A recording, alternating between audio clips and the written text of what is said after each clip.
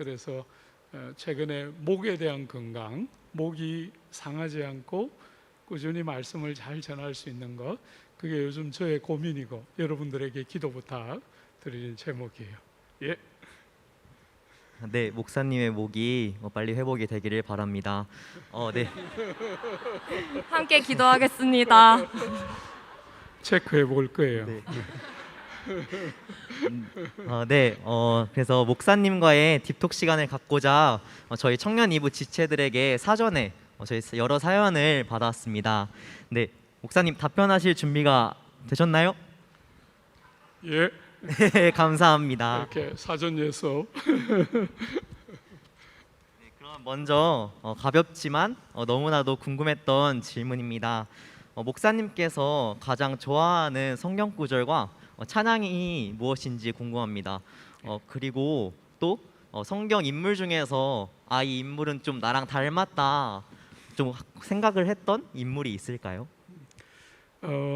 성경 구절 중에 제일 좋아하는 구절은 골로새서 3장 13절이에요. 예.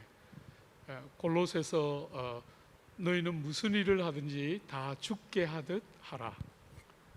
이는 너희가 주 그리스도를 섬기는 자들이기 때문이다 하는 그 본문이 제가 생애 처음으로 주님께서 나에게 주셨구나 하고 느꼈던 말씀이 인격적으로 부딪혀왔던 첫 번째 말씀이었어요.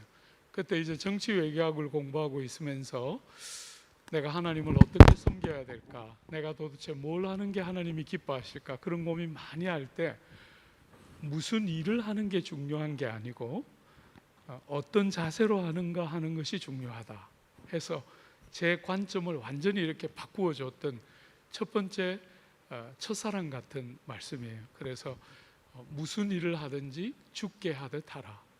내가 목사가 되는가 선교사가 되는가가 중요한 게 아니라 나에게 맡기신 일을 주님께 하는 것처럼 하면 되는 그런 신령한 사람이었구나 하는 것이 깨달아졌던 굉장히 중요한, 그래서 그때부터 공부를 할 때 공부가 약간 극복되게 만들었던 본문이었어요.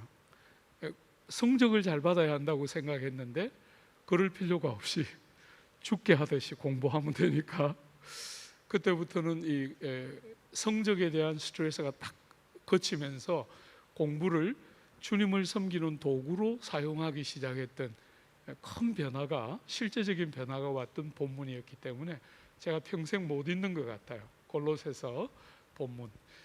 그리고 그 이후에는 제 삶의 아주 중요한 순간마다 특별히 여호수아 1장 말씀이, 제가 어떤 구절 이렇게 말하긴 좀 너무 프라이빗해서 죄송한데 어쨌거나 여호수아 1장 말씀이 제 생의 중요한 순간마다 다가와서 제 삶을 잘 붙들어 주었던 본문, 대표적인 본문 중에 하나였고요.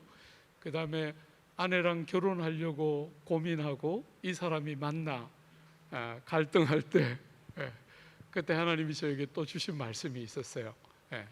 그런 말씀들은 제 평생에 잊을 수 없는 대표적인 말씀들 중에 하나였던 것 같아요. 찬송은 563장 예수 사랑하심을 성경에서 배웠네. 그 찬양 제가 제일 좋아하는 찬양이고요. 성경 속의 인물, 우리 형제는 저보고 닮았다고 느끼는 그런 게 아니고 제가 제일 부러웠던 사람, 제가 성경을 읽고 예수 믿기 시작하면서 제일 부러웠던 인물은 다윗이에요. 다윗은 어떤 고난의 순간을 통과해도 하나님이 자기 편이라는 것을 한 번도 의심하지 않는다는 느낌.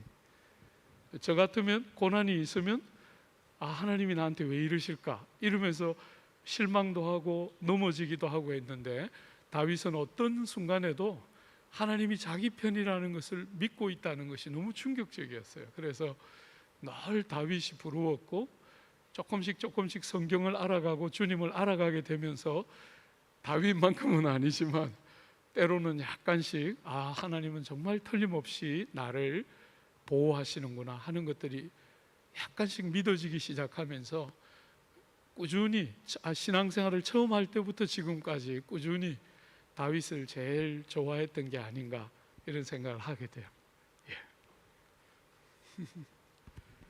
네, 목사님 답변 감사합니다.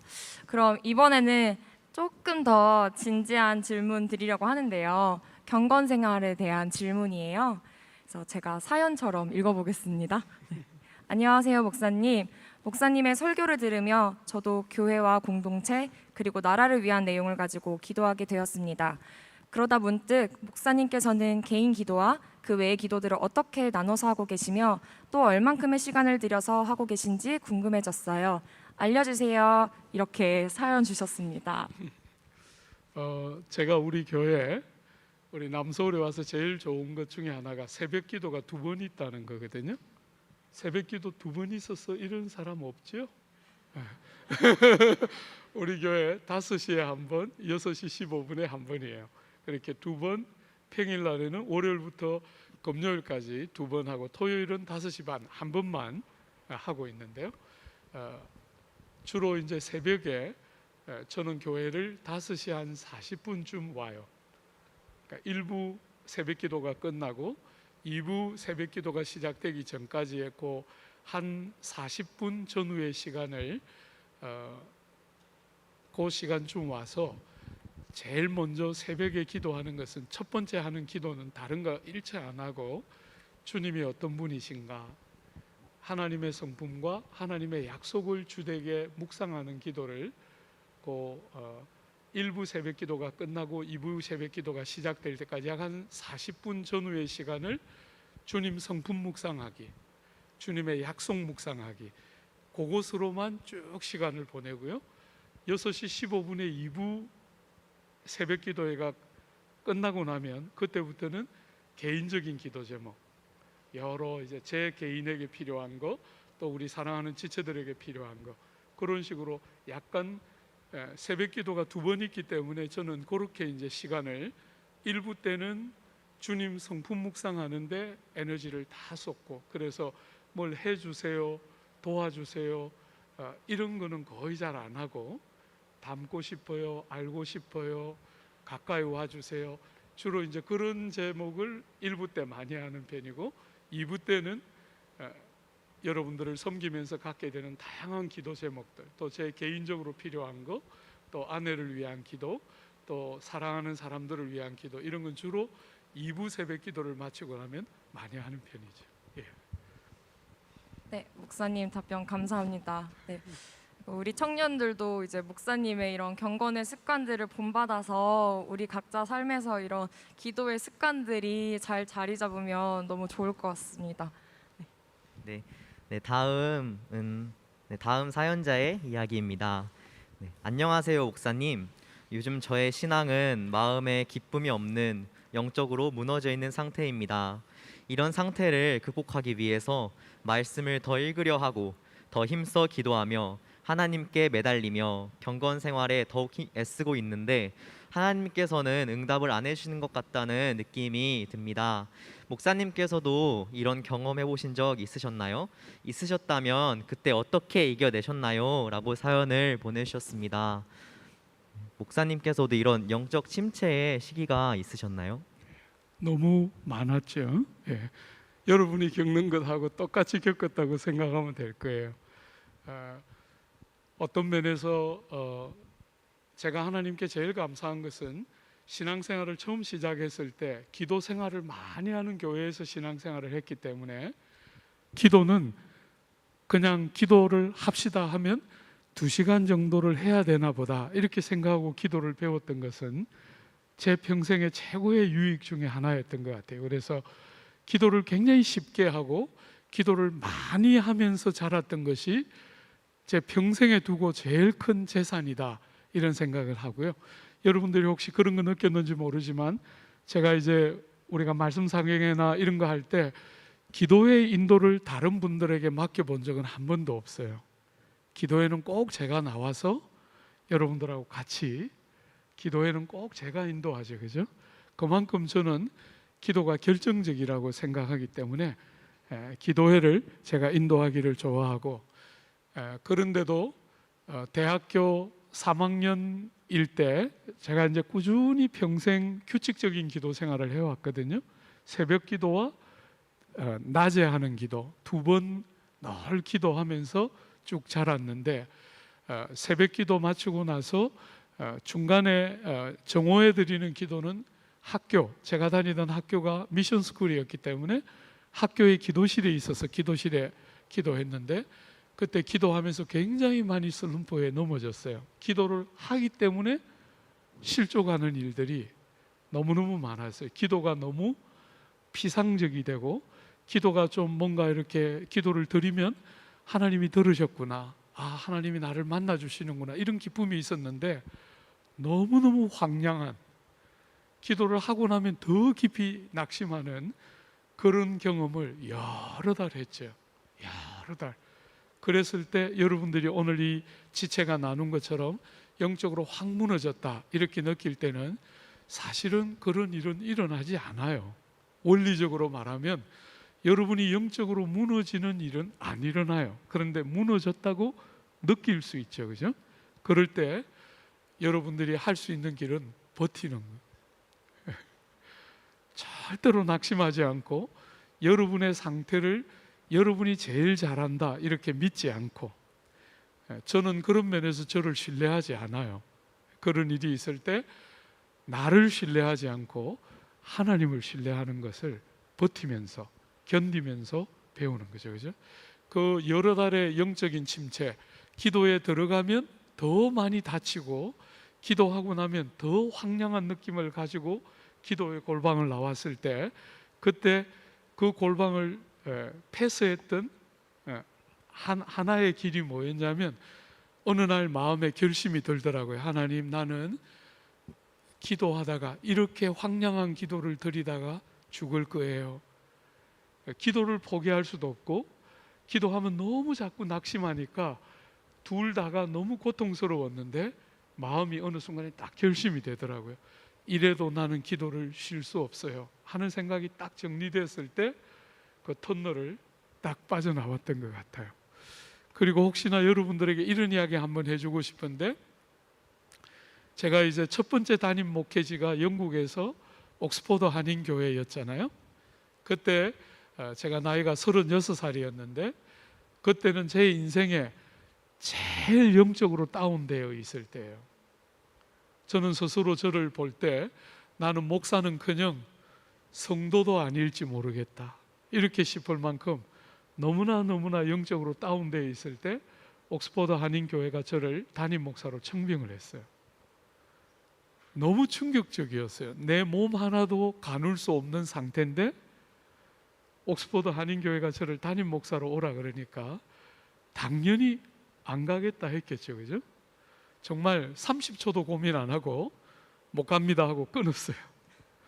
그런데 누가 있습니까, 여러분? 그 옆에 욥의 아내를 흉내내는 제 집사람이 있었어요. 전화를 딱 끊자마자 아내가 저보고 말했어요. 잘한다. 목사가 되어가지고 교회가 청빙을 하는데 30초도 안 걸리고 노하는 목사가 도대체 무슨 목사냐, 그렇게 저보고. 안 그래도 막 이렇게 몸도 가누지 못하는데 그렇게 제 마음을 또 심기를 불편하게 또 막 긁었어요. 그런데 그때 제가 참 잊을 수 없는, 그렇게 제 몸 하나도 가누지 못하고 내가 무슨 목사인가, 나는 성도도 아닐지 모르겠다 하고 좌절하고 낙심했는데, 그날 금요일 저녁이었는데 금요일, 토요일, 주일 3일에 걸쳐서 틈만 나면 주님이 오셔서 저에게 물어보셨어요. 종부 목회는 누가 하냐 이렇게 물어봤어요. 영혼은 많이 무너졌지만 입은 살아 있었잖아요, 그죠? 그래서 제가 대답했어요. 주님, 주님의 능력으로 주님이 하시고 저는 수종드는 종에 불과합니다. 말은 어느 정도 맞잖아요, 그죠? 그랬더니 주님이 다시 저보고 물었어요. 그런데 왜 담임 갈 수 없냐 이렇게 물어보셨어요. 제가 대답했어요. 주님, 내가 평소만 같아서도 갔을 텐데 지금 나는 최악입니다. 이렇게 최악의 상태인 내가 어떻게 교회를 섬깁니까? 하고 못 가겠다고 계속 버텼어요. 조금 있다가 다시 오셔서 종부 목회는 누가 하니? 주님이 하시고 저는 수종됩니다. 그런데 왜 못 가니? 지금은 안 됩니다. 이 신랑이를 한 사흘 정도 했던 것 같아요. 주일날 저녁 정도 되니까 마음이 조금 정리가 되더라고요. 아, 하나님이 정말 진심으로 나보고 가라 하시는구나 하는 게 약간 느껴지니까 너무너무 두려운데, 너무 자신이 없는데 하나님이 정말 내가 가기를 원하시는구나 하는 생각이 딱 들자 마음에 하나님 앞에 딱 결심했어요. 정말 그러시면 한번 가보겠습니다. 자신은 없지만. 그렇게 사실은 단임 목회를 처음 시작했는데, 돌아보면 바울이 말한 것처럼 약함이 강함이잖아요. 그죠? 우리의 능력이나 우리의 상태를 가지고 하나님의 일을 하는 게 아니기 때문에 제가 제일 자신 없고 두려울 때 하나님은 저에게 단임 목회라는 상상도 할 수 없는 일을 저에게 맡기셨고, 그렇게 내려갔는데 정말 너무너무 감격이 있었어요. 너무 두렵고 너무 자신 없었는데 하나님이 굉장히 가까이 계시고 위로해 주셨던 그 생생한 도움을 경험하면서 목회를 처음 단임 목회를 시작했던 것이 평생을 놓고 잊어지지 않는 것 같아요. 그래서 여러분들이 영적으로 좀 침체에 빠진 것 같고 과거의 그 활발하고 하나님의 친밀한 만남들이 잘 안 누려질 때 절대로 낙심하지 말고, 사실 그런 일은 안 일어나요. 여러분이 그렇게 느낄 뿐이지 하나님은 그런 분이 아니기 때문에 틀림없이 여러분 곁에 계신데, 우리가 그렇게 느낄 때 지지 않고 믿음을 사용하고 하나님을 신뢰하는 그런 싸움을 하면 틀림없죠. 하나님이 언제나 우리를 도우시고 같이 역사하시기 때문에. 예. 네, 목사님 귀한 답변 감사드립니다. 네, 저희도 하나님이 하신 일들을 기대하며 열심히 버텨보도록 하겠습니다. 네, 그럼 다음 사연 제가 이어서 읽어보겠습니다. 목사님 안녕하세요. 저는 경제적으로 부족함이 없는 부자 크리스천에 대해서 질문을 드리고 싶습니다. 남서울교회를 다니면서 제가 하나님께 불만을 갖기 시작한 게 있는데요. 그건 바로 남서울교회에는 경제적으로 풍족한 지체들이 많다는 것입니다. 그냥 교회 문턱만 왔다 갔다 하는 게 아니라 깊은 신앙심을 갖고 있으면서도 경제적으로 부족함이 없는 지체들이요. 저는 학창 시절에 급식비와 참고서를 지원받아 공부했고 대학 다닐 때도 아르바이트를 하며 늘 돈 걱정을 하며 살아왔습니다. 그래서 그런 지체들을 볼 때마다 하나님은 참 불공평하시구나 라는 생각을 하게 되더라고요. 이런 말은 좀 그렇지만 적나라하게 표현해보자면, 저렇게 풍족하고 여유있게 살 거면 신앙심이나 깊지 말든지, 돈 많고 집안도 좋은데 믿음까지 좋을 건 뭐람? 이런 생각을 하게 되는 거죠. 그렇다고 제가 그런 지체들을 미워하거나 싫어하는 건 아니지만 하나님께 서운하기도 하고, 특히 공평하신 하나님이라는 말을 들을 때마다 불쑥 화가 나기도 합니다. 이럴 때마다 하나님이 보시기에 좋지 않을 거라는 걸 알기에 어떻게 제 마음을 다스려야 할지 모르겠습니다. 라고 사연을 주셨습니다. 너무 고마워요. 이런 말 솔직하게 해줘서 너무 감사한데, 사실은 여러분들이 조금만 더 길게 보면 모든 일이 다 똑같은데 이런 주제도 조금만 더 길게 보면 지금 당장에는 그 지체가 다 가지고 다 얻고 다 누리는 것 같지만, 여러분은 상대적으로 없고 상대적으로 불편한 것 같지만 하나님은 정말 공평하시거든요. 조금만 더 놓고 보면 야, 정말 하나님은 기가 막히시구나 하는 거 보게 될 거예요. 그렇게 많은 것들을 가진 것 같지만 상대적으로 못 가진 것이 많고, 여러분들은 아무것도 없는 것 같아도 가진 것이 많다는 것이 어느 순간에 이렇게 보일 거예요. 그리고 그런 눈이 열리는 것이 신앙생활이거든요. 실제적으로 오늘 아침에도 여러분들을 만나러 오기 전에 조찬, 제가 오랫동안 사랑하고 아꼈던 부부가 오늘 이제 결혼 20주년이어서 아침에 식사하자 그래서 그 부부하고 조찬 같이 하고 왔어요. 20년, 이번에 이제 첫 번째 아이가 대학에 들어갔어요. 거의 천재예요. 아이가 하여튼 저는 한 번도 해본 적이 없는 1등만 그렇게 하는, 그래서 이번에 대학도 모두가 원하는 그 대학에 또 들어가고 그런 아이들이 이제 와서 이렇게 식사하면서 같이 교제했는데 정말 남들이 보기엔 다 가졌는데 그 안에 고난과 아픔이 말로 다 할 수가 없어요. 말로 다 할 수가 없어요. 네, 그런 면에서 여러분들이 이런 불공평함과 또 어쩌면 저렇게 저 사람은 다 가졌을까 이런 사람들을 볼 때 조금만 더 길게 보면 돼요. 네, 조금만 더 하나님이 어떤 특정한 사람들에게는 편벽대의 좋은 것들만 주시고 나 같은 사람에게는 어렵고 안 되는 일만 왜 주실까 이렇게 생각이 간혹 우리 경험상에 있어도 조금만 더 길게 보면 안 그렇다는 게 굉장히 선명하게 드러날 거예요. 제가 이제 영국에 유학 갔다 왔잖아요, 그죠? 유학 갔다 왔는데 영국에 총 7년 있었는데 앞에 3년 공부하고 뒤에 4년 목회했는데 앞에 3년 공부할 때 제가 갖고 있었던 돈 전부가 5천만 원이었어요.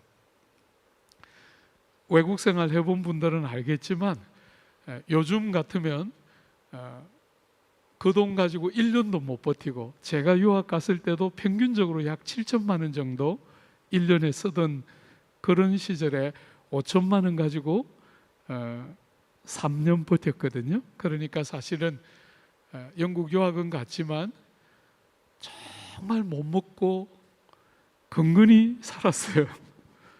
건건히 살고 남들이 다니는 여행도 거의 못 다니고 첫 3년을 보냈는데 그런 시절에 친구들 중에 어떤 친구는 장학금을 2개를 받고 있더라고요.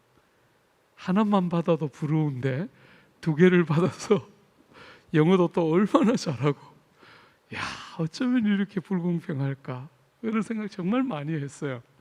저는 또 그 친구처럼 이렇게 뭐라 그러죠? 어른들에게 잘하지도 못하고 약간 이렇게 좀 낯가림도 좀 있고 이런 타입인데 그 친구는 훨씬 그런 것도 잘하는 것 같고 굉장히 비교가 많이 됐는데 저는 석사만 하고 공부를 마쳤고 그 친구는 박사를 잘 마친 친구고 이러니까 굉장히 많은 게 대조가 됐는데 제가 이렇게 삶을 돌아보면 이제 그 친구도 저하고 비슷하게 한국에 들어와 있는데 하나님은 틀림없구나. 먼저 가는 것 같지만 선차 가는 것이 아니고 늦게 가는 것 같지만 늦게 도착하는 것이 아니고 하나님의 길은 정말 기가 막힌 길이에요. 그래서 세상 사람들은 자꾸 획일적인 평등을 가지고 똑같아야 되는 것처럼 여기지만 전혀 그렇지 않고 이렇게 다른데도 완벽한 공평케 하심이 있다는 거 믿어도 될 거예요. 때로 여러분들의 삶에 고난을 잇대어도 오늘 그 아침에 식사했던 그 자매 남편하고 같이 와서 식사했는데 그 자매는 제가 진짜 친딸처럼 아끼던 아이예요. 너무 사랑하는 아이인데 고난이 정말 많더라고요. 그래서 제가 이야기해 줬어요. 내가 보니까 하나님 쟤는 손 좀 봐주세요. 이런 애는 손을 거의 안 보시고 쟤는 가능하면 빨리 천국 바로 옆에 있는 것 같이 생긴 애니까 쟤는 좋은 일 좀 많게 해주세요. 이런 애들은 고난이 참 많더라. 왜 그런지 나는 모르겠다. 그러면서 네가 고생 많다 하고 좀 많이 위로해 줬는데요. 실제로 제 눈으로 보면 그냥 정말 눈에 넣어도 안 아픈 애들은 고난을 많이 겪더라고요. 그냥 그대로 둬도 너무 예쁘고 사랑스러운데 고난이 많고 또 저 사람은 하나님이 좀 손 좀 안 대나 저래가지고 웃잖아. 이런 사람들은 손을 잘 안 대시더라고. 왜 그런지 나는 모르겠어요. 그렇지만 조금만 더 길게 보면 틀림없어요. 그런 순간이 없는 건 아니지만 조금만 더 시간을 두고 보면 다 이유가 있었고 아무것도 버릴 게 없도록 여러분과 저의 삶을 정확하게 이끌어 가시기 때문에 저는 그런 면에서는 여러분들이 충분히 믿어도 되지 않을까. 우리가 신앙생활을 한다는 것은 여러분을 신뢰하지 않고 하나님을 신뢰하는 것을 배우는 거잖아요.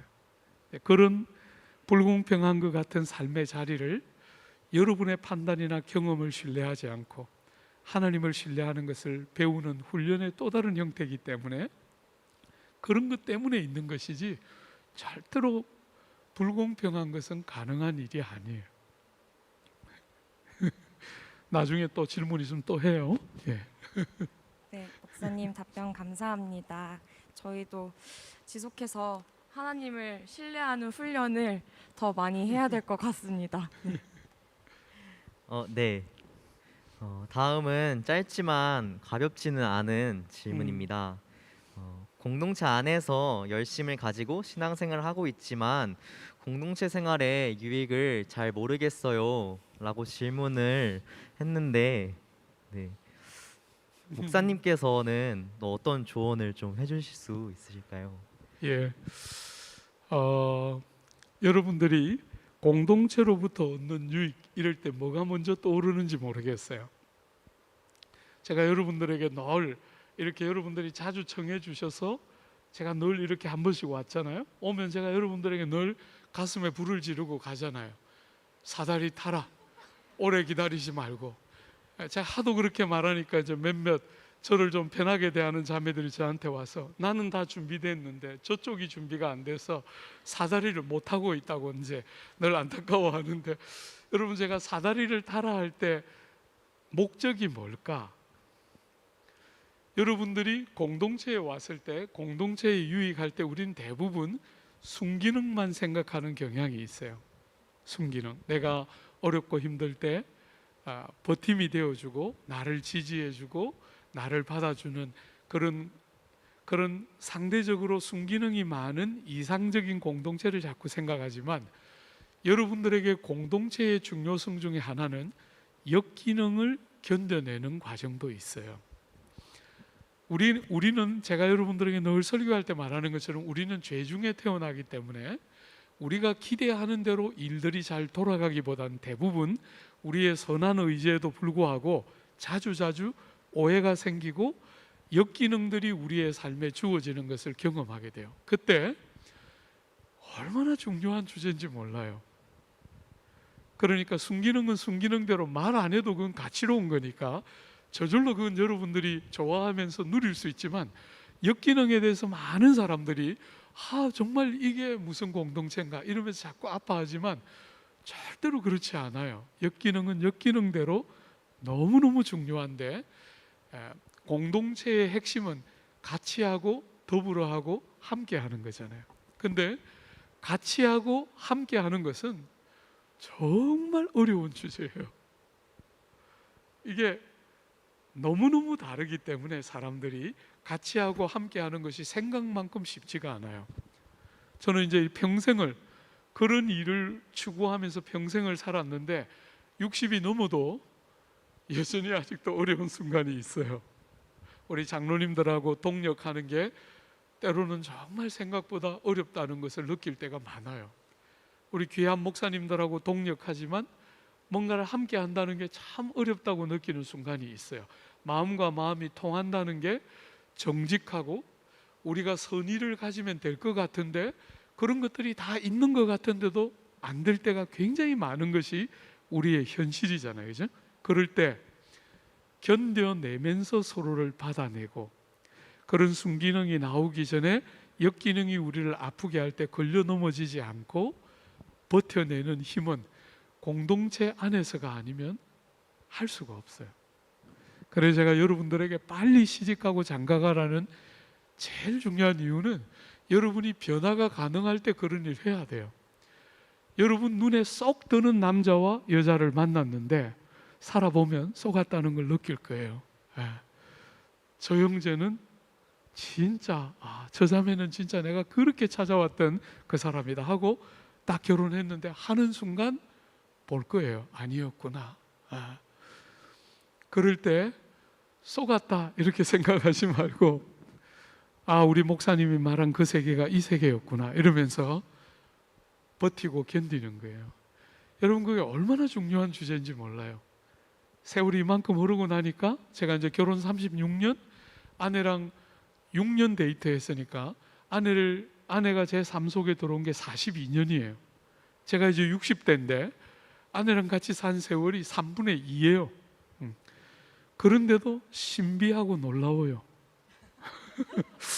놀라운 세계가 아직도 열릴 때가 있어요. 생전 처음 보는 놀라운. 누군가와 같이 사는 것은 쉬운 주제는 아니에요. 그러나 살아보니까 모든 좋은 것은 그 안에 다 들어있어요. 여러분, 흔히 요즘 세대들이 혼자 있으면 참 편하다 이렇게 말하잖아요. 혼자 있으면 참 편하다. 그건 진짜 아무것도 모르는 사람이 하는 말이에요. 혼자 있어서 편한 것은요, 같이 있어서 어렵지만 영화로운 것과 비교할 수 있는 것이 아니에요. 혼자 있어서 편한 것, 혹은 이제 남자와 여자와 같이 있으면 불편하니까 강아지 데리고 있잖아요. 요즘 강아지도 왜 그런 강아지만 데리고 다니는지 몰라. 난 진짜 싫어. 그렇게 예쁘고 조그맣고 이런 것들만 왜 다니냐. 그냥 평범한 강아지 좀 그렇게 데리고 다녔으면 좋겠는데, 막 그 강아지도 마치 막 뭘 보여주고 싶어 막 그런 강아지들만 옷도 막 입히고 막 신발도 신겨. 제발 좀 그러지 마. 그거는 강아지에 대한 모독이지. 그렇게 하지 말고 좀 생긴 대로 좀 사랑해야지. 그게 진짜 제대로. 어쨌거나 이 사람과 말이 안 통하니까 자꾸 그쪽으로 가는 거잖아요, 그죠? 그런 거 나는 안 된다고 생각해.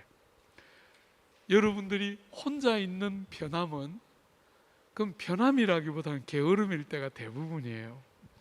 같이 있는 불편은 당장에는 불편한 것 같아도 여러분을 진짜 남자답게 여자답게 만드는 영화로움으로 들어가는 문이에요. 그럼 불편해하면 안 돼. 그래서 할 수만 있으면 저는 여러분들이 빨리 만나서, 내가 여러 번 청년 2부에 와서 말했지만 단위가 바뀌기 전에, 무슨 말인지 알죠? 그거 못 알아들으면 큰일이지 그거는. 어쨌거나 조금 더 쉽게 20대를 넘기기 전에 결혼을 다 하고, 실수로 넘은 사람들은 지금이라도 빨리 서둘러서 뒷단위가 바뀌기 전에 빨리 하고, 사자로 넘어가면 안 돼. 알겠죠? 그래서 여러분들이 같이 사는 수고가 어떤 영광을 만드는지를 봐야, 공동체 안에서 우리가 다른 지체들과 함께 사는 것이 쉽지 않은 부분이 있어도 정말 그런 것을 배우면서 함께 하는 영광을 같이 여는 거죠. 같이 있지 않으면 진정한 변화는 오지 않아요. 근데 같이 있으면 정말 달라지고 변화되고 영화로워지는 거죠. 하나님이 우리에게 주신 진짜 그 그림이 우리의 삶에 드러나는 거죠. 한 가지만 더 이야기하면, 최근에 이제 젊은 결혼을 앞두고 있는 자매와 형제가 와서 상담을 했는데, 형제가 아주 조심스럽고 부드럽게, 제가 이제 우리가 결혼하면 가장이 되니까 죄송하지만 요 의견은 제 의견을 받아주세요, 자매님, 이렇게 말했다는 거예요. 그러니까 자매가, 목사님, 형제가 정말 그렇게 말할 때 들어주고 싶었지만 저 형제한테 내 삶을 맡겨도 되나? 저 형제를 그렇게 신뢰할 만한 사람이 되나? 그런 염려 때문에 말은 동의가 되지만 선뜻 못 받았다는 거예요. 그래서 제가 이야기해 줬어요, 자매한테. 자매, 형제는 자매를 만나기 전까지는 사람이 아니야. 거의 짐승 수준이기 때문에 그 자매를 만나지 않은 형제들에게 사람다운 수준을 기대하면 안 돼. 그건 자매 몫이니까. 자매가 결혼해서 돕는 배필로서 형제를 형제답게 만들어내는 것, 그게 돕는 배필이라는 말의 핵심이니까, 지금 형제의 수준이 안 된다 그렇게 생각하지 말고, 지금 되는 형제는 아무도 없어요. 그래서 여러분의 질문에도 있지만 제가 사고치라 그러잖아요, 그죠? 한 60점만 되면 데리고 사는 거지. 그러면서 남자를 하나님의 형상에 준하는 정말 남자다운 남자를 빚어내는 것은 아내들의 몫이에요. 여러분들이 마음에 좀 안 들어도 한 60점만 되면 사고를 치는 거지. 저거하고 그냥 어쩔 수 없다. 그냥 저하고 가야 되나 보다 하고 딱 받아서 같이 살고 그렇게 견뎌내고 받아내면서 하나님이 우리를 향해서 가지고 있었던 그 그림들이 여러분들의 삶에 드러나는 것을 볼 거예요. 제가 자주 우리 아내한테 약간 아첨겸해서 아내한테 한 번씩 하는 거 있어요. 혹시 내 안에 손톱만큼이라도 남성다움, 목사다움, 따뜻함, 부드러움, 겸손함 이런 거 있으면 다 네 덕분이다. 제가 늘 아내한테 이야기해요. 네 아니면 오늘의 나는 불가능했을 거예요. 그건 정말 제가 진심으로 하는 말이에요. 물론 아첨도 좀 있죠. 위로를 해야 되겠다 싶을 때 겸사겸사 하지만 정말 진짜로 그렇게 하는 말이에요. 그런 면에서 공동체 안에서 다른 지체와 함께 가는 과정은 쉽지 않은 부분이 있어도 여러분들이 그렇게 받아내고 함께 가는 과정에 여러분이 생각하지 못하는 굉장히 많은 유익들을 우리 안에서 끄집어내시면서 우리를 빚어가시고 우리를 향하신 하나님의 계획들을 이루어 가시기 때문에 공동체를 신실하게 섬기는 것은 정말 핵심적인 중요한 일 중에 하나라 할 수 있겠죠. 예. 네, 목사님 귀한 답변 감사드립니다. 네, 저희 설교 듣기 전에 단체 사다리 게임 한번 하고 진행해야 될 것 같습니다. 네. 목사님 오늘 답변 중에 버티고 견뎌라라는 말씀을 많이 해주시는 것 같은데 저희가 지구력을 좀 길러봐야 될 것 같습니다. 네, 다음 질문은 저희 익명의 지체가 좀 용기 내서 질문을 보내주신 것 같은데요. 제가 사연을 읽어보겠습니다. 목사님, 솔직하게 나누면 저는 혼전 순결을 지키지 못했습니다. 세상은 연애와 결혼이 너무 쉽고 미디어에서는 스킨십이 너무나 가볍고 자극적으로 표현되어 그런 문화에 쉽게 익숙해지는 것 같아요. 그럼에도 불구하고 크리스천으로서 분별하며 살아야 하는데 그러지 못하고 혼전 순결을 지키지 못해 마음이 점점 어려워집니다. 저는 앞으로 어떻게 해야 할까요? 라고 사연을 주셨는데 이 사연에 더불어서 이제 우리 청년들에게 크리스천으로서 건강하게 연애하는 방법에 대해서도 조언해 주시면 감사하겠습니다. 이 질문을 해준 우리 지체에게 제가 정말 이 어려운 주제를 정직하게 나누어 준 것에 대해서 너무 고맙게 생각하고요. 성경적인 관점에서 우리가 이 주제를 다루면 저는 어떤 상태인지는 정확히 모르겠지만 그 형제나 자매와 결혼을 할 수만 있으면 제일 좋은 대안이 아닐까 생각하고요. 시대가 이렇게 자꾸 무너져 가는 성적인 부분에서 순결이 자꾸 무너져 가지만 여러분이 부부 생활을 해보면 알겠지만 이것은 작은 주제가 아니에요. 여러분의 몸에 죄를 짓는 것이기 때문에 여러분이 생각하는 것보다 오래 가는 주제예요. 시간적으로 굉장히 오래 가고 여러분을 사랑하고 소중하게 여기는 사람을 만나면 만날수록 이 주제가 관계를 계속 걸림돌이 되는 것을 여러분들이 보게 될 거예요. 그런 면에서 저는 이 선은 넘지 않는 것이 너무 중요하다.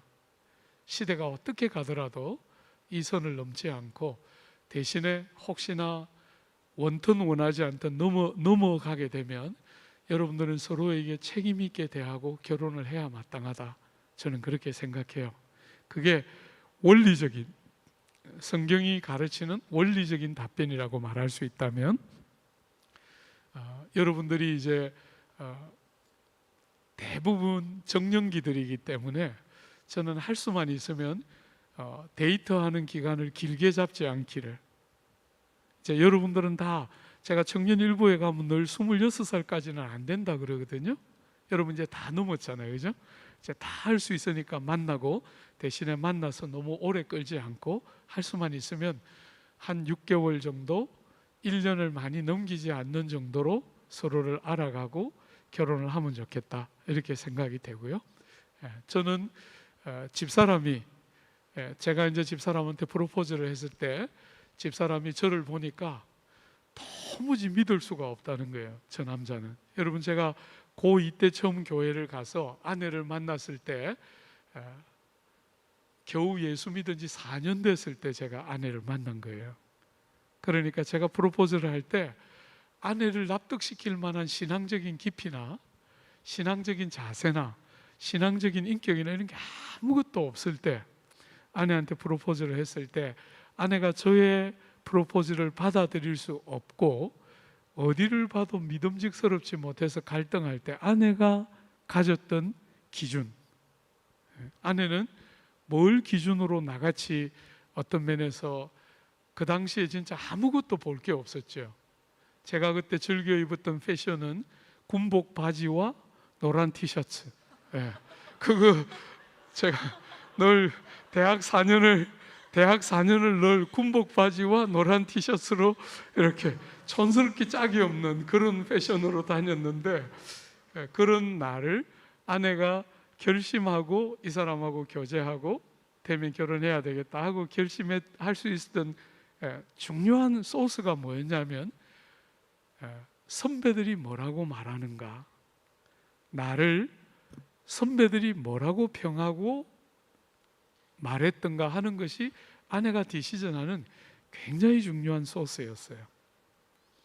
형들이 굉장히 저를 많이 아껴주셨고 누나들이 저를 굉장히 많이 아껴주시고 챙겨주셨는데, 그 누나들과 형들의 사랑이 아내의 마음을 결정하게 만든 굉장히 중요한 소스였던 거예요. 저는 그런 면에서 여러분들이 공동체를 잘 활용해야 한다고 생각해요. 공동체 안에서 여러분들이 충분히 지켜보고 확인할 수 있는 기회가 있잖아요. 그죠? 저는 여러분들이 여기서 만나서 청년 이부가 없어지도록 만나서 결혼하면 좋겠어요. 여러분들이 다 결혼해서 청년 이부가 없어졌으면 좋겠어요. 일부에서 바로 그냥 올라가 버리고 이렇게. 그죠? 그렇게 여러분들이 공동체 안에서 짝을 딱 보고 기도하는 중에 분별하고 다양한 형태로 여러분들이 분별하고 또 조심스럽게 여러분들의 마음을 선배들에게 나눌 줄 알고, 우리들이 데이트를 할 때는 전도사님이 허락하지 않는 교제는 안 했어요. 누가 마음에 들면 우리 제일 먼저 그쪽 갔어요. 요즘이야 뭐 그냥 자기들끼리 다 하는 시대지만 우리 시대는 어쨌거나 마음에 들면 전도사님 제가 누가 마음에 드는데 괜찮겠습니까? 그리고 저 자매도 한번 확인해 봐 주세요. 이렇게 전도사님이 중간에 매개가 돼서 가서 확인하고 괜찮다 그래서 시작하고, 우린 보통 그렇게 전도사님 허락받으면 담임 목사님, 여러분 한 번씩 뵀죠? 우리 박이천 목사님도 그 전도사님 통해서 다 올라가서 담임 목사님도 저 사람하고 저 사람 짝인 줄 다 알고 계셨어요. 그렇게 공동체 안에서 딱 검증된 툴들을 가지고 서로 교제를 했고, 그렇기 때문에 깨지는 경우도 많지 않았지만 깨져도 공동체를 떠나거나 할 이유가 별로 없었던 거죠. 그죠? 여러분들이 이제 잘못 시작을 하면 공동체 안에서 관계가 깨어지면 공동체가 어려워지는 게 제일 약점이에요. 그죠? 공동체 안에서 우리가 만나려고 할 때 할 수만 있으면 공동체 안에서 만날 수만 있으면 제일 좋겠고, 여러분들이 직접 자꾸 확인하려고 하지 말고 할 수만 있으면 사역자라든지 아니면 선배들을 통해서 확인할 수 있으면 훨씬 더 안전할 수 있겠죠. 그죠? 그래서 서로를 보호하면서 교제를 시작할 수 있고, 교제가 딱 시작되면 결혼 전까지는 절대로 여러분들이 서로의 순결을 존중해 주면서, 결혼이라는 것이 그냥 하나의 형식에 불과한 것이 아니라 결혼이라는 공적인 공개적인 과정을 딱 거쳐서 그때부터 결혼을 하고 나면 서로를 마음껏 즐거워하는 것이 성경의 기준이기 때문에 꼭 여러분들이 그렇게 할 수 있으면 좋겠고, 제가 설교 중에도 한번 했지만 저희들이 데이트할 때는 엄마 아빠가 불러서 이야기했어요. 30cm 이상 떨어져서 걸어라. 둘이가 데이트할 때 여러분 이게 손 잡는 것도 아쉬워 죽겠는데 30cm 떨어지라는 거예요. 그래서 제가 마음속으로 막 비웃었어요. 그리고 아내랑 어느 날 데이트할 때 손을 이렇게 정말 설레게, 정말 몇 년을 별로다 별러가지고 손을 딱 잡고 데이트를 했는데, 그때 제가 깨달았어요. 왜 엄마 아빠가 30cm 떨어져라 했나. 손을 딱 잡으니까 손만 잡는 것으로 만족이 안 되더라고요. 다른 욕구들이 계속해서 마음에서 일어나면서 끝없이 욕망들의 충족들을 요구하는 제 본성들을 적나라하게 봤기 때문에 여러분들이 할 수만 있다면 신체적인 접촉들은 결혼을 앞두고 최대한 오래까지 서로를 배려해 주는 것이 지금 시대에도 조금 너무 클래시컬해 보일지는 모르겠지만 제일 지혜다, 그런 생각 저는 하게 됩니다. 예. 요만큼 하겠습니다. 예. 네, 목사님 답변 감사합니다. 잘 기억하겠습니다. 네. 목사님께서 아까 결혼 정년기에 좀 결혼을 해야 된다고 말씀을 하셨는데, 네, 다음 질문입니다. 결혼 정년기를 놓치면 결혼을 못 하나요?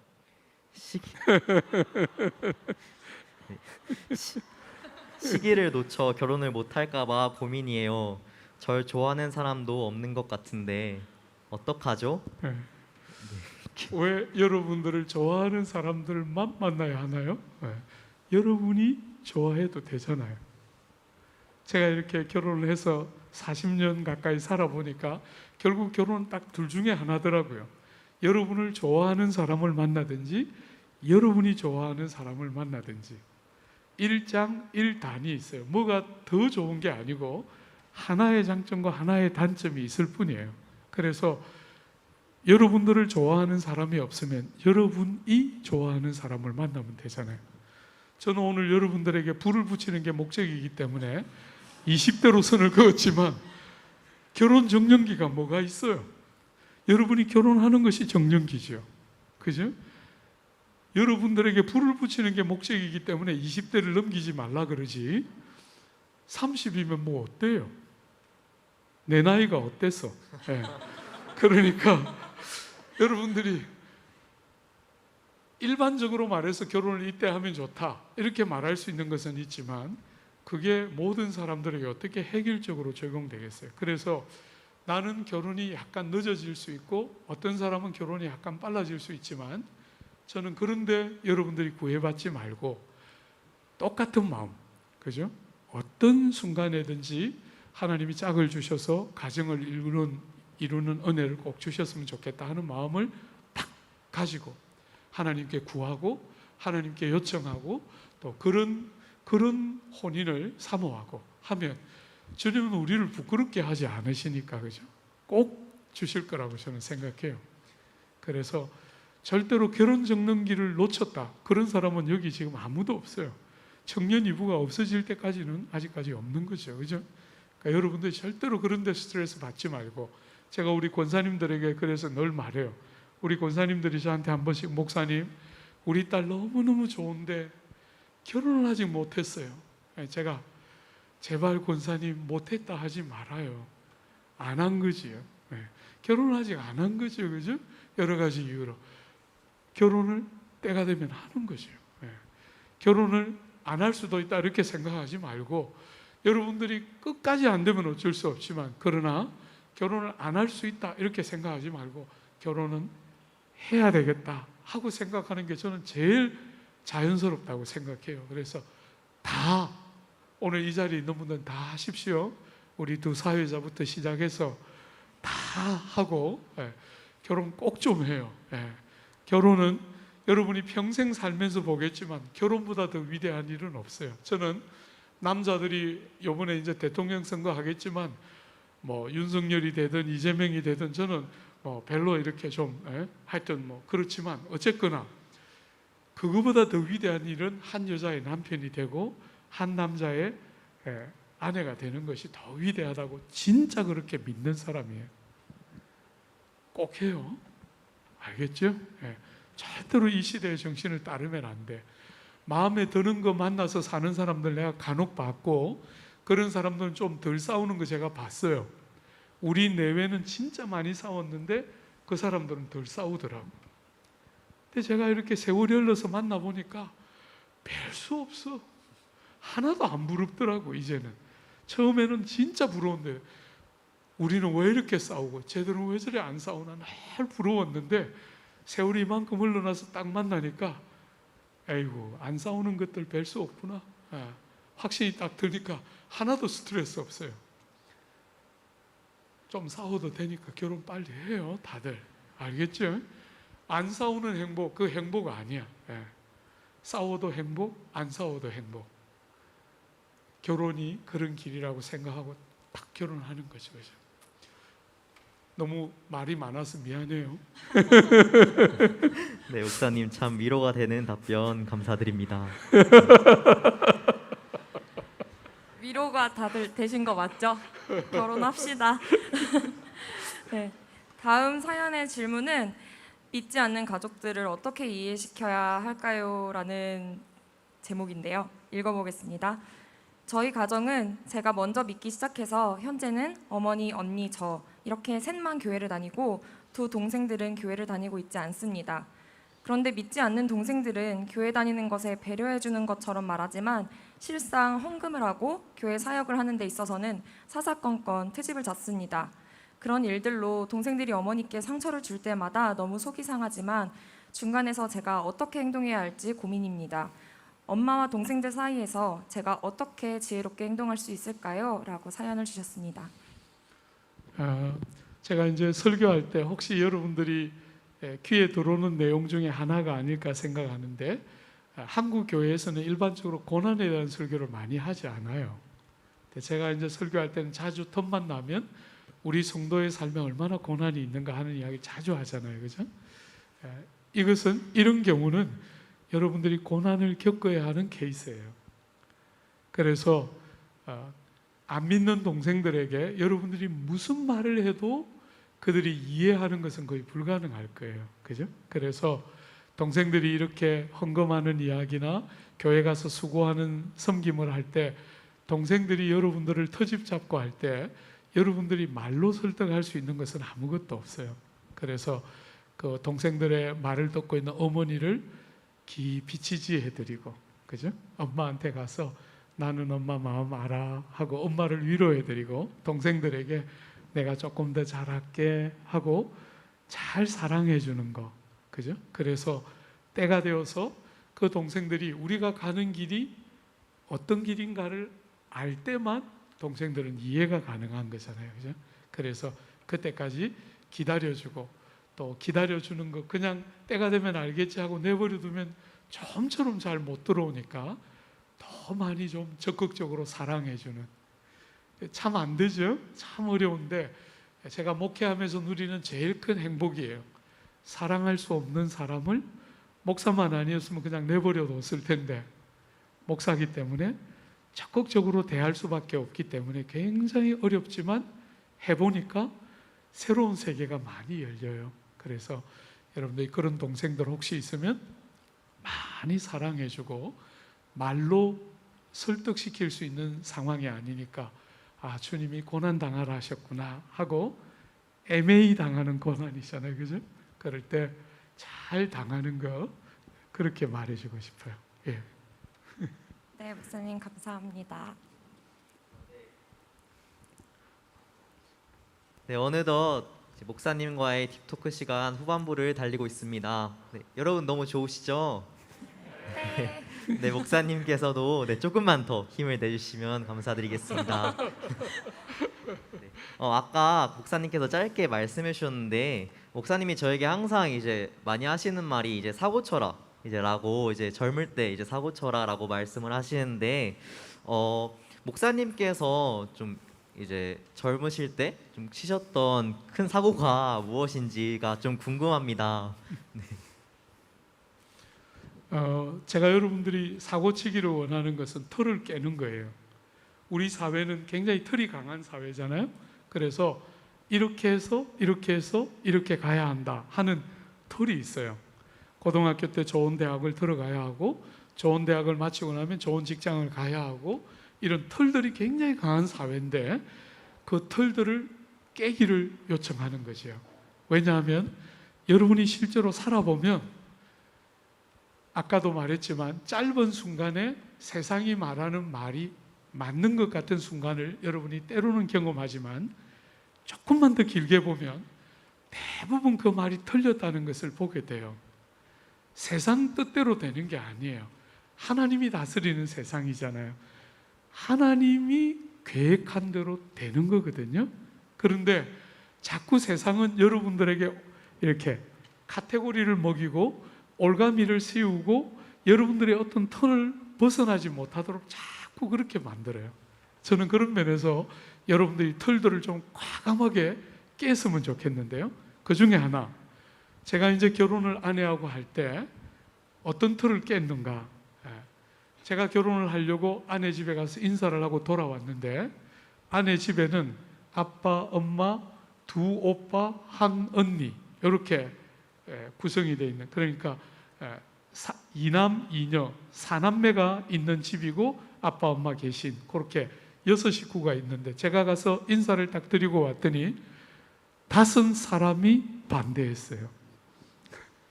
아내 하나만 빼고 다 반대한 거죠.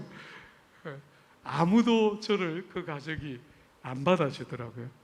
그럴 때 사실은 여러 가지 자존심도 상하고 마음도 다치고 어려움도 되게 많았고, 또 이제 우린 둘 다 서울에 와서 생활했잖아요. 근데 어머니가 결혼을 반대하면서 아내를 데리고 고향으로 내려갔어요. 그리고 저한테 다시는 편지하지 마라, 연락하지 마라 하고 갔어요. 물론 이제 그 말씀은 순종을 안 했어요. 뒤로 우리가 몰래 연락 계속 했는데, 그때 이제 제 마음속에 하나님 앞에 하나 제가 했던 기도 있어요. 하나님, 나는 이 일을 내가 그저 저 사람을 좋아하니까 하는 것만이 아니라 하나님의 뜻을 순종하는 일이라고 생각하고 분별하면서 해왔는데 일이 이렇게 자꾸 어그러지는 거잖아요. 기대한 것과 너무 다른 방식으로 어그러질 때 굉장히 마음이 힘들더라고요. 그럴 때 제가 하나님께 한 가지 기도했어요. 저 사람이 누군가와 결혼하면 내가 그때는 포기할 테니까 그 전까지 저 사람이 누군가와 만나서 결혼을 하거나 내가 누군가를 또 새로 만나서 결혼할 때까지 내가 분별한 이 하나님의 뜻들을 내려놓을 수가 없으니까, 그죠? 그때까지 기다리는 것을 허락해 주십시오 하고 10개월 떨어진 상태로 10개월을 버텼는데 10개월 지났을 때 결혼이 허락이 되어서 우리가 그 다음 해 초에 결혼하게 됐거든요. 그럴 때도 저는 이제 약간 사람들의 일반적인 관행을 따라 행하지 않은 거죠. 그죠? 제가 뭐 저 사람이 좋아서 죽고 못 사니까 저 사람 없으면 못 살겠다, 이렇게만 인간적으로 생각한 게 아니고 신앙에 대한 분명한 눈들을 가지고 저 사람을 만났기 때문에 많은 것들이 어그러질 때 더 온전한 분별을 위해서 기다린 거죠. 그죠? 버틴 건데 때가 되니까 정말 기적같이 길들이 열렸던 것들을 보게 돼요. 유학을 갔을 때 사실은 유학을 가서 기대했던 것은 박사를 잘 마치고 신학교 교수가 되거나 아니면 어떤 교회 담임 목사가 되거나 둘 중에 하나를 기대하고 유학을 갔고, 유학을 가서 박사 학위를 잘 마치고 오는 것이 유학을 갔던 저의 그림이었는데 도중에 바람이 불어서 석사만 하고 박사를 포기하게 되는 과정이 있었어요. 그때 주변에 있는 모든 사람들이, 그때 한 30명 정도 한인들이 있던 조그마한 도시였는데 그 주변에 있던 모든 사람들이 영국까지 와서 왜 박사를 포기하느냐, 네가 한국에 있으면 얼마든지 박사를 포기하든지 말든지 그거는 얼마든지 가능한데 영국까지 와서 석사를 마치고 박사를 다 트랜스퍼 해놓고 왜 박사를 그만두려고 하느냐, 이렇게 말했을 때 정말 제가 생각해도 그 사람들의 조언이 맞고 저도 충분히 동의가 되고 이해가 되는데 이상하게 갈 수가 없었어요. 그래서 고민하면서 박사를 딱 내려놓고 정말 한 10개월 정도 고민 많이 했어요. 내가 평생 후회할 짓을 하는 건 아닐까 고민 많이 했는데 우여곡절 끝에 딱 박사를 내려놓기로 결심하고 지금까지 약 30년 남짓 지나왔는데 한 번도 내가 박사를 안 한 것에 대해서 후회는 안 하고 살아왔던 것 같아요. 세상 사람들이 생각하는 것대로 인생이 될 것 같지만 저는 지나놓고 나니까 제가 박사를 안 한 것이 해도 저는 잘못이라고 하나님이 말했을 것 같지는 않아요.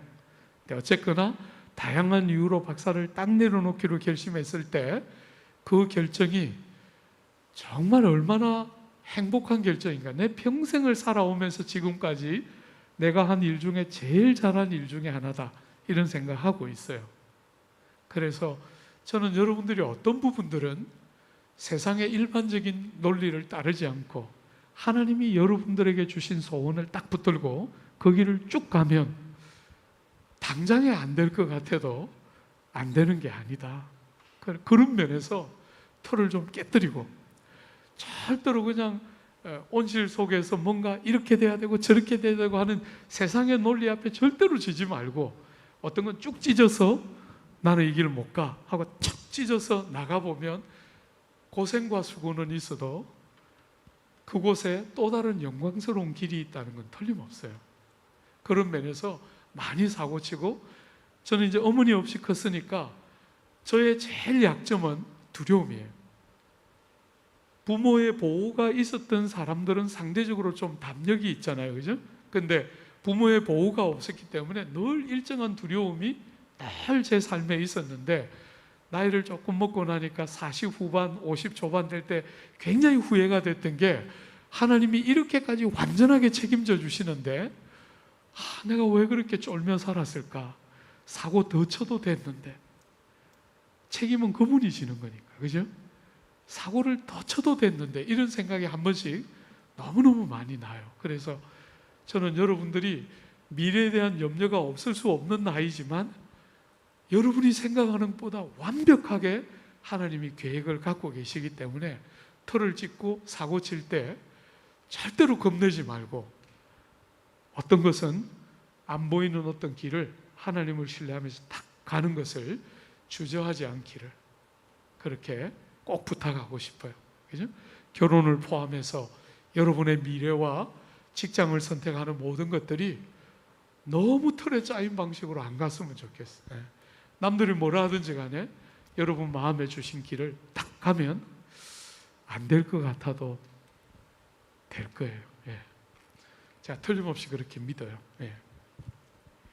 네, 감사합니다. 우리 모두 사고뭉치가 돼 보도록 하겠습니다. 네, 다음 질문입니다. 종종 목사님께서 목사님의 은퇴에 대해서 이야기하실 때가 있는데 목사님의 은퇴 후의 계획이 궁금합니다. 이제 은퇴가 한 4년 남짓 남았어요. 우리는 65세가 만 65세가 은퇴이기 때문에 4년 남짓 남았고요.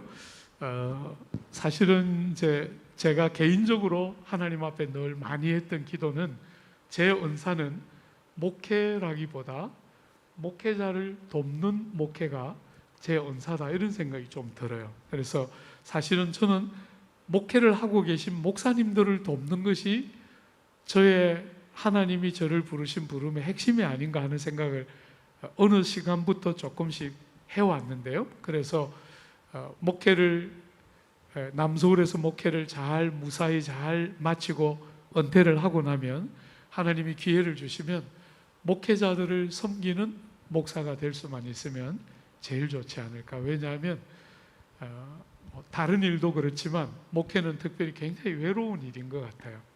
그래서 중요한 어떤 디시전들을 해야 될 때 너무너무 그 디시전들을 하기가 어려운 순간이 많아요. 그럴 때 좀 같이 컨설팅하고 마음을 같이 나누고, 또 목회자들에게 제일 어려운 것은 본문이 안 열리는 거거든요. 성경이 안 깨달아지는 것이 목사들의 제일 큰 몸부림과 아픔의 핵심인데, 할 수만 있으면 그분들 모시고 같이 성경 공부하면서 본문 같이 좀 열어내면 우리 목사님들이 조금 더 목회를 하는 일에 보탬이 될 수 있지 않을까. 그래서 은퇴를 하고 나면 목사님들을 돕는 목사가 될 수만 있다면 제일 좋지 않을까, 이런 기대를 개인적으로는 갖고 있어요. 네, 목사님 감사합니다. 마지막으로 지금까지는 우리 청년들이 목사님께서 저희 청년들에게 해주고 싶은 말씀을 많이 해주셨는데, 이번에는 반대로 목사님께서 우리 청년들에게 가장 듣고 싶은 말이 어떤 건지 좀 궁금한데요. 우리 청년들이 나에게 이런 말을 해줬으면 좋겠다라고 하시는 게 있을까요? 저는 이제 여러분들이 지금보다 더 많이 다가왔으면 좋겠다. 그래서 약간은 이제 물론 이제 여러분들이 다 그렇게 생각하고 있는 것처럼 제가 여러분들에게 더 많이 다가가면 여러분들이 다가오기가 더 좋겠지만 여러분이 보시는 것처럼 이제 나는 하나고 여러분들은 다수잖아요, 그죠? 그래서 사실 마음은 여러분들에게 더 많이 다가가고 싶지만 잘 안 되는데 그럴 때 여러분들이 한 번만 용기를 내서 목사님 지난번에 들으니까 누구는 스테이크 사줬다는데 나는 왜 안 사줘요? 이러면 여러분도 얼마든지 사드릴 수 있어요. Anytime you can ask me. 예, anytime. 예. 그러면 여러분들이 미리만 요청하면 목사님 내일 시간 어때요? 이러면 대부분 안 될 거예요. 그러니까 미리만 요청을 딱 하면 언제든지 여러분들을 프라이빗하게 만날 수 있고 또 여러분들을 프라이빗하게 만날 때 여러분이 원하는 제일 맛있는 거 사줄 수 있어요. 얼마든지 그런 거 문제 없으니까요. 용기를 내서 더 많이 다가오고 더 많이 다가와서 여러분이 그냥 담임 목사로서 멀리 떨어져 있는 저만 보지 말고 여러분들이 프라이빗하게 개인적이고 인격적이고 또 훨씬 더 가까이 여러분들이 저를 누릴 수 있도록 요구하고 요청하고 또 그렇게 여러분들이 저를 잘 누릴 수 있도록 시간을 사용해 주면 좋겠고요. 제가 하나만 오늘 아침에 이제 고등학교 때문에 지방에 내려가는 우리 찬이라는 아이가 있어요. 여자아이인데 그 녀석이 이제 고등학교 포항에 있는 고등학교로 가면서 저한테 전화했어요. 그 아이가 아빠 엄마와 함께 일본에 가 있을 때 제가 일본에 선교사 대회를 가면서 그 아이 집에 하룻밤 잤거든요. 그리고 그 찬이가 지방을 내줬어요. 지는 이제 언니하고 같이 자고 제가 찬이 방에 자고 아빠 엄마하고 그 이제 저녁에 저녁밥 같이 먹고 그 일본에서 같이 하룻밤 자고 다음날 아침에 이제 제가 교토로 올라가면서 그 집에 하루 스테이했는데 제가 이제 두고두고 그 아이들이 그때는 중등학생 이런 나이들이었는데 그 아이들이 이렇게 쭉 자라면서 보니까 저하고 이제 어릴 때 스토리가 있잖아요. 그러니까 이 아이들에게 저는 약간 어떤 면에서 할아버지 같은 느낌이 있는 거예요. 그러니까 아이들이 이렇게 자라가면서 대학생이 되고 또 고등학생이 되고 하면서 그냥 여러분들이 일반적으로 저한테 느끼는 담임 목사님 하는 개념하고 그 아이들은 개인적인 추억이 있는 거잖아요. 그죠? 그 늦은 밤에 나가서 우리가 일본 라면 먹었거든요. 아빠가 굉장히 좋은 요리집을 부킹해놨는데 제가 거기 안 가고 야 일본 라면 먹자. 그리고 저 시장에 가서 먹자. 좋은 식당 말고 일반적인 식당에 앉아서 우리가 곧 4명하고 저하고 5명 그렇게 같이 먹었거든요. 그런 스토리가 만들어지니까 아이들이 자라면서 그 스토리가 또 다른 스토리를 만들고 또 다른 스토리를 만드는 것을 굉장히 많이 느껴요. 그러니까 여러분들도 그런 면에서 여러분의 담임 목사님, 우리 임대진 목사님에게도 그렇게 하고 또 가능하다면 저에게도 여러분들이 그렇게 해서 그저 일대 다수의 관계에만 머물러 있지 않고 더 개인적이고 인격적인 만남 안으로 쑥 들어오면 여러분들이 두고두고 어떤 스토리가 또 다른 스토리를 만들어내고 또 다른 스토리를 만들어내면서 서로를 더 살찌우게 하는 건강한 사귐들이 더 많아질 수 있겠죠, 그죠? 그래서 언제든지 여러분들이 저보고 목사님 맛있는 거 사주세요 하면 우리 교회는 제가 여러분들에게 언제든지 맛있는 거 사줄 수 있도록 잘 도와주는 교회예요. 아무 문제 없으니까 목사님 너무 목사님을 괴롭히는 게 아닐까 절대로 그런 염려 안 해도 돼요. 네. 건강합니다.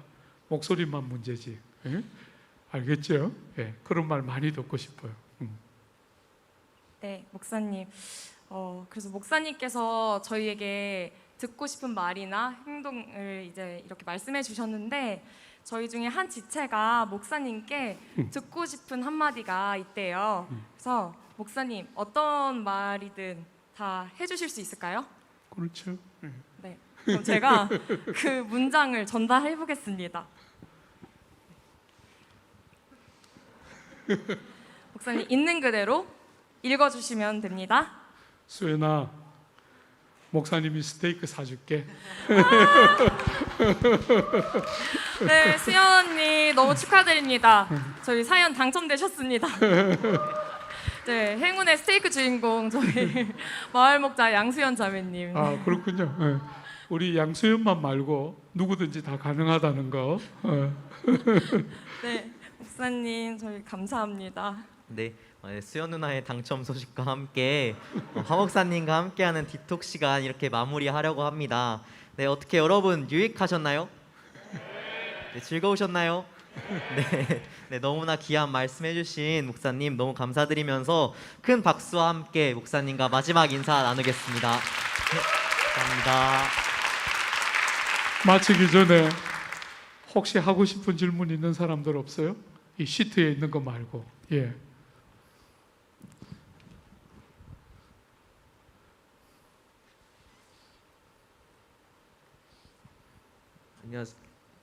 안녕하세요. 91돌의 김모세라고 합니다. 몇 돌에? 김모세라고 합니다. 말고. 91돌의 91년 91년, 네, 91돌에. 네. 안녕하세요, 목사님. 저는 모태신앙인데요. 제가 요즘에 어렸을 때부터 또 그렇지만 요즘에 좀 시험에 많이 들고 있는 주제 문제가 있는데 그거는 바로 전쟁입니다. 아시다시피 요즘에 우크라이나 전쟁이 일어나고 있는데 역사의 주관자가 하나님이시라고 하는데 그것을 믿는 부분도 있는데 하지만 6살짜리 아이가 폭격을 당한 모습을 보고 그 역사를 주관하시는 하나님에 대한 질문을 많이 갖곤 합니다. 혹시 목사님은 그 전쟁에 대해서 어떻게 생각하시는지도 궁금하고 또 기독교인으로서 저희가 전쟁이나 이런 안 좋은 상황을 직면했을 때 어떠한 기도를 해야 하는지 궁금합니다. 감사합니다. 예.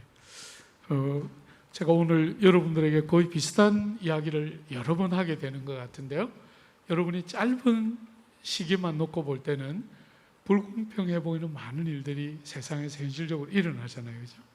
며칠 동안 계속 뉴스를 보면서 러시아가 우크라이나를 침공한다는 것은 너무나 불의하고 하나님이 통치하는 세상에 어떻게 이런 일이 있을까 우리가 질문하게 하지만 여러분이 잘 아는 것처럼 하나님이 통치하는 세상인데 우리가 앞으로 다니엘서 7장 보면서도 보게 될 거예요.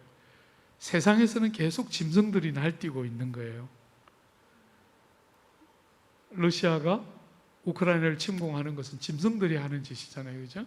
그런 세상에서는 계속해서 짐승들이 날뛰고 있는데 그 짐승들만 날뛰는 것 같은 세상 속에 7장 중반부에 보면 하늘이 열리면서 하나님의 보좌가 보이게 돼요.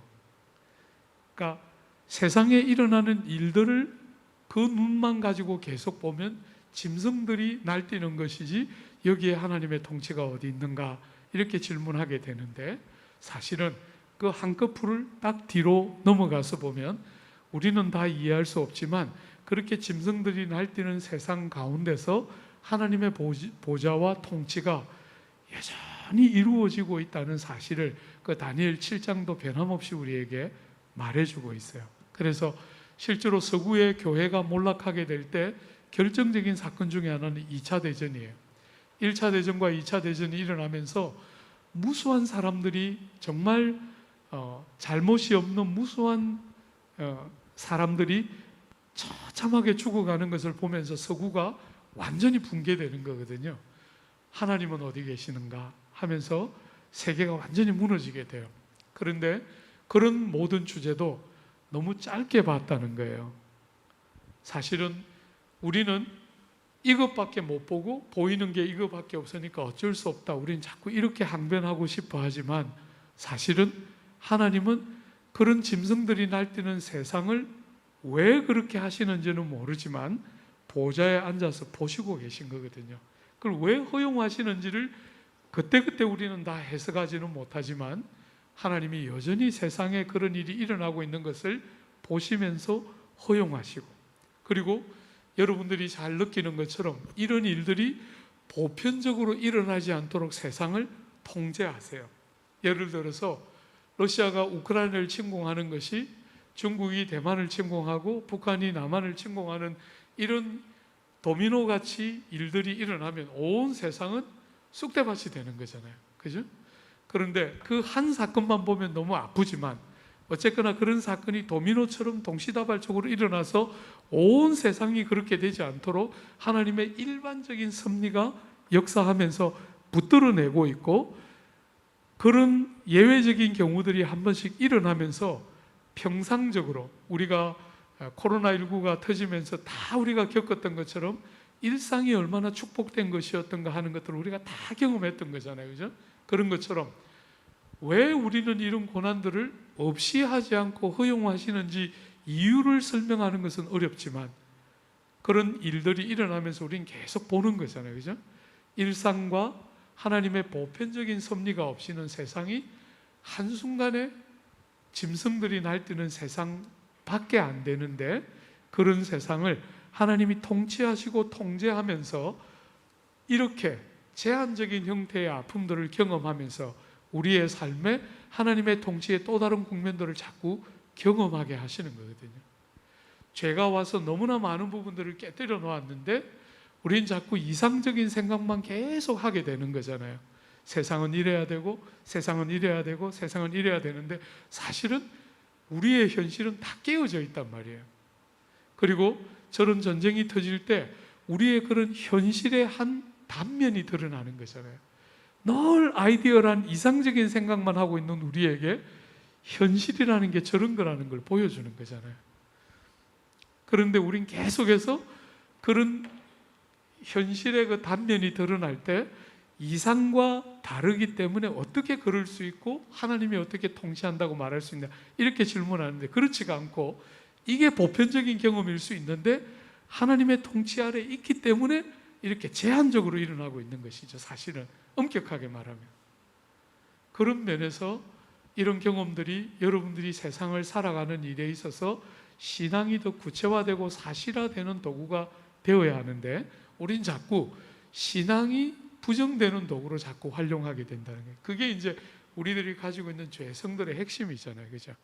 저는 그런 면에서 이런 고난의 시기와 아픔의 시기가 여러분과 저의 믿음의 본질과 내용을 더 제대로 보게 만드는 그런 좋은 도구가 되도록 선용하는 일이 되어야 한다, 이렇게 생각하고, 그런 고난이 일어날 때 여러분과 저는 할 수 있는 한 기도 중에 기억하고 그들을 도울 수 있는 길이 있으면 뭐든지 돕도록 최선을 다해야 되겠죠. 그죠? 저는 어쨌거나 한국 사회가 너무 우물한 개구리 같이 살고 있다고 생각해요. 여러분들의 시대는 전 세계를 리더하고 섬기는 시대여야 하고, 그런 면에서 한쪽 구퉁이에서 우리와 먼 거리에 있는 나라에서 전쟁이 일어나도 여러분의 기도 제목과 여러분의 실제적인 물질 사용과 시간 사용이 그들과 연결되도록 잘 쓸 수 있도록 그렇게 해야 되겠다, 저는 그렇게 생각합니다. 예, 혹시 한 사람만 더 받고 마무리할게요. 여러분 또 다른 순서가 있으니까. 안녕하세요. 저는 예. 87돌의 송호준이라고 합니다. 저는 사실 모태 신앙이긴 한데 신앙생활을 이제 본격적으로 시작한 것은 한 3년, 4년 정도밖에 되지 않거든요. 그래서 여러 가지 고민도 많았고 이제 남서울에서 그런 신앙생활을 이어오는 데 있어서 약간 원동력이 됐던 것은 그 아까 뭐 말씀해 주셨던 이전에 약간 뭐 자유와 방종에 약간 빠져서 살았던 그런 저 자신의 모습을 반성하고, 그리고 그런 걸 뉘우치는 것들이 저한테 많은 제가 신앙생활 이어가는 힘이 됐었는데요. 그래서 매년 수련회 때마다 약간 그러한 모습을 회개하면서 막 눈물도 흘리고 그런 식으로 해왔었는데 올해는 그게 되지 않더라고요. 그래서 계속적으로 뭐 예전에 목사님께서도 말씀해 주셨다시피 그렇게 이게 교회에 나와서 그냥 내 죄를 약간 이렇게 내던지듯이 하는 신앙생활이 반복되어서는 안 된다, 이런 말씀을 하셨던 것 같은데, 저는 계속적으로 그렇게 약간 자기 위안과 뭐 자기 약간 연민에 빠진 신앙생활을 계속해 왔던 것 같아서 뭔가 다음 단계로 나아가기 위해서는 다른 방법이 필요할 것 같은데, 다음 단계로 나아가기 위해서 어떻게 고민을 하고 뭔가 제가 실천할 수 있는 방법이 있을지 좀 물어보고 싶습니다. 참 여러분들이 말씀을 듣고 결단하고 삶의 자리로 나가는데 여러분이 원하는 속도만큼 안 바뀌잖아요. 그럴 때 참 많이 낙심하고 다치게 되는데, 그럴 때 저는 이제 두 가지 요소가 있다고 봐요. 하나는 시기적인, 제가 여러분들 나이 때는 우린 상대적으로 가시적인 변화가 많이 드러나는 시대를 우린 지났어요. 그래서 사실 여러분들처럼 이렇게까지 드라이하고 또 상대적으로 침체를 많이 느끼며 지나오진 않았어요. 그때는 조금 쉬웠죠. 말하자면 뒤쪽에서 바람이 잘 불어줬던 세대예요. 근데 지금 여러분들이 지나는 시기는 뒤에서 바람이 상대적으로 많이 불지 않고 있기 때문에 더 어려운 부분들이 틀림없이 있는 것 같아요. 그래서 시기적으로 부흥의 시기가 있고 시기적으로 침체의 시기가 있었기 때문에 너무 여러분들을 개인적으로만 블레임하지 않도록, 그죠? 하나님이 왜 그렇게 하시는지는 몰라도 어떤 때는 훨씬 더 쉽게 잘 믿어지는 때가 있었고 어떤 때는 상대적으로 더 노력해도 굉장히 왜소한 시대가 있었는데, 그러나 여러분들이 더 잘 믿어졌다 해서 그게 전부가 아니고 안 믿어지는 것 같아서 더 외롭고 어렵다 해서 그게 전부가 아니고 하나님이 다 보고 계시잖아요. 그죠? 그런 면에서의 약간의 좀 담력. 그래서 여러분 개인을 너무 지나치게 블레임하지 않고 우리가 사는 이 시대의 어려움들이 일정한 정도로 있다는 것을 약간은 더 감안해 줬으면 좋겠다 하는 것을 먼저 말하고, 그 다음에 혹시나 그럼에도 불구하고 여전히 이렇게 상대적으로 연약한 시대임에도 불구하고 여전한 것은 원칙은 똑같죠. 그죠? 하나님이 주신 은혜의 통로를 잘 사용하는 것이죠. 예를 들면 하나님이 우리가 믿음으로 삶이 변화될 수 있도록 주신 은혜의 도구들이 있잖아요. 제일 먼저 교회라고 할 수 있겠죠. 그죠? 교회. 두 번째는 성경 말씀, 세 번째는 기도, 네 번째는 성령. 이런 은혜의 도구들이 있지 않습니까? 그런 것들을 꾸준히 적절히 잘 사용하는 것이죠. 특별히 하나님의 성령을 우리에게 선물로 주신 이유는 이런 여러분들의 연약과 실패들을 돕기 위해서 주신 거거든요. 잘 사는 사람들에게 훈장으로 성령을 주신 게 아니고, 성령이 아니면 그 삶을 살 수 없는 죄 중에 태어난 죄에 익숙한 우리를 위해서 성령을 선물로 주셨기 때문에 하나님의 성령을 의지하고 성령의 도우심을 경험하는 그런 것들은 여러분들이 굉장히 삶의 변화를 가져오는 굉장히 중요한 도구이고 털이죠.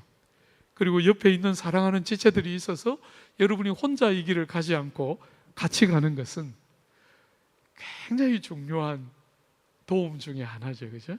여러분 혼자서는 이 길을 못 가요. 근데 같이 가면 가지는 거거든요. 그래서 교회가 정말 복되고 귀한 것이죠. 그죠? 그런 면에서 여러분들이 시간이 걸리지만 틀림없이 그렇게 사라진다. 저도 형제의 말처럼 정말 오랫동안 왜 이렇게 안 바뀌나 낙심 정말 많이 하고 지나왔는데 언젠가부터 약간씩 느껴지는 거예요. 바뀌는구나.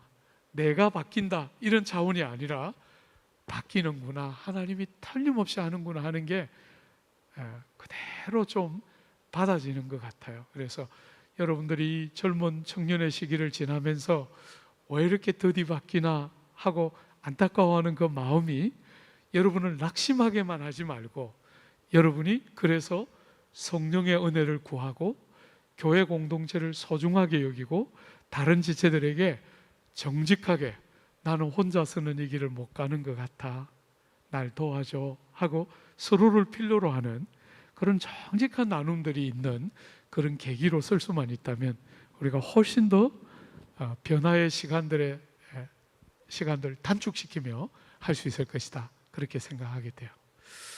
예, 마지막으로 한 사람만 더. 예.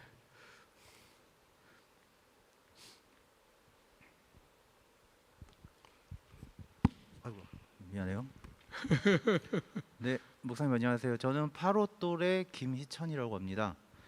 지금 목사님께서는 이제 저희 청년들이 빨리 결혼했으면 좋겠다고 하시는데 이제 아무래도 결혼을 하고 나서 이제 많은 아이들의 축복이 있으면은 좋겠고 또 이제 하나님께서 주시는 대로 낳고는 싶은데 요즘 이제 시대상이 이제 불임이나 난임이 많잖아요. 근데 저희가 이제 흔히들 의학적인 도움을 빌려서 얼린다고들 하는데 그게 과연 성경적인 것인가? 아니면 그럼에도 뭐가 성경적인 것인가? 이게 뭐 정자를 얼린다거나 난자를 얼린다고 하잖아요. 근데 그게 과연 이제 하나님 뜻에 부합하는 것인가, 성경적인 것인가? 그렇게라도 해서 어쨌든 저희가 많은 아이를 갖는 게 맞는 것인가? 그게 참 궁금합니다.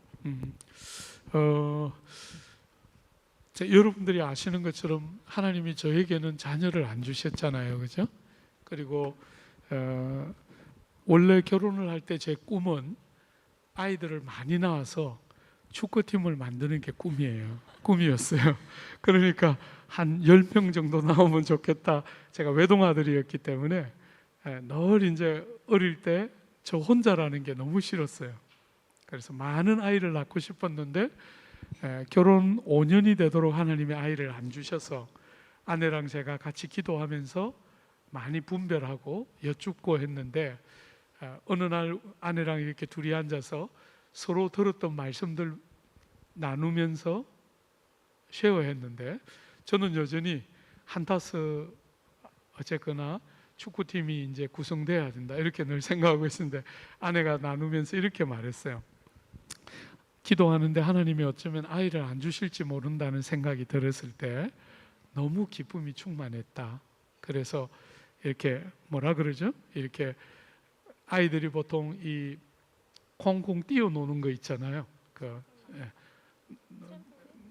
하여튼 뭐 이 큰 고무판에서 이렇게 그런 것처럼 하나님이 나에게 자녀를 안 주실지 모르겠다고 생각했을 때 그 위에서 뛰노는 것처럼 너무 행복하고 기쁘더라. 그랬을 때 사실 저는 굉장히 마음이 확 무너졌어요. 나는 축구팀 만들어야 되는데 왜 어쨌거나 같이 꾸준히 그 이후에도 기도하고 또 이제 영국에 있을 때는 우리 같이 결혼한 지 10년이 넘는 부부들이 아이가 안 생기면 나라가 그 아이 생길 수 있도록 수술을 해주고 하는 걸 다 도와줬거든요.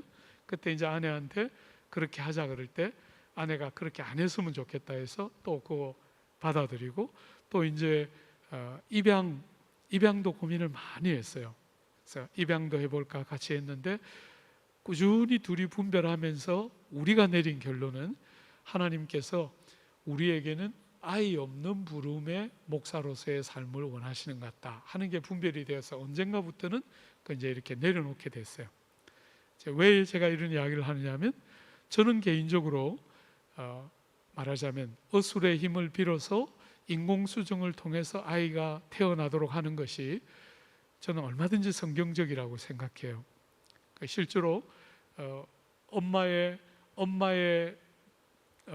배 안에 남편의 그 아기가 이렇게 생기도록 하는 그 현대 어술의 과정은 뭐라 그럽니까? 임신 과정과 거의 유사해서 그 프로세스에 하나님의 개입하심이 없이는 그 여간해서 잘 안 되는 일 중에 하나예요.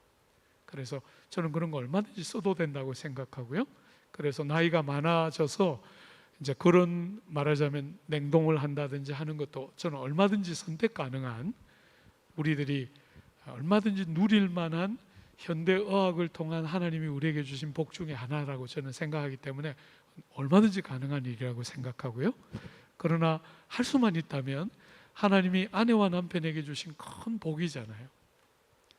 우리가 한 아내로 한 남편으로 서로를 즐거워하고 서로에게 주신 큰 복이기 때문에 저는 아이를 갖는 것 이상으로 부부가 서로를 즐거워하고 그 결과물로서 아이가 생기는 것은 더 비교할 수 없는 축복이겠죠. 그런 면에서 얼마든지 그런 것들을 사용하되 할 수만 있다면 그런 일로 먼저 달려가기보다는 그죠? 사람을 신실하게 사랑하고 서로를 정말 기뻐하는 그런 것들을 충분히 배우고 연습해도 늦지 않지 않을까, 그런 일들은 그렇게 생각합니다. 그렇지만 나이가 더 많아져서 그런 일이 필요할 때는 얼마든지 그렇게 써도 되겠죠. 예, 예, 이만큼 할까요? 네, 목사님 오늘 긴 시간 저희와 함께 해주셔서 너무 감사하고 이렇게 특별한 시간 준비해주신 목사님께 같이 큰 박수 부탁드리겠습니다. 감사합니다.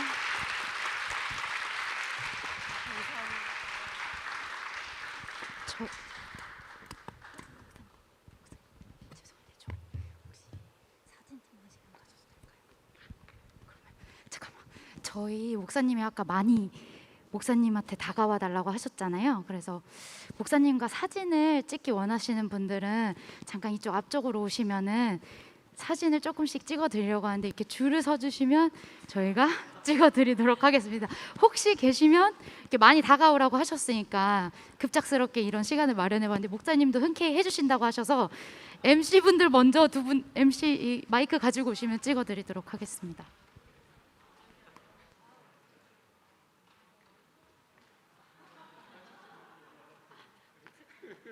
그럼 목사님도 마이크를 가운데.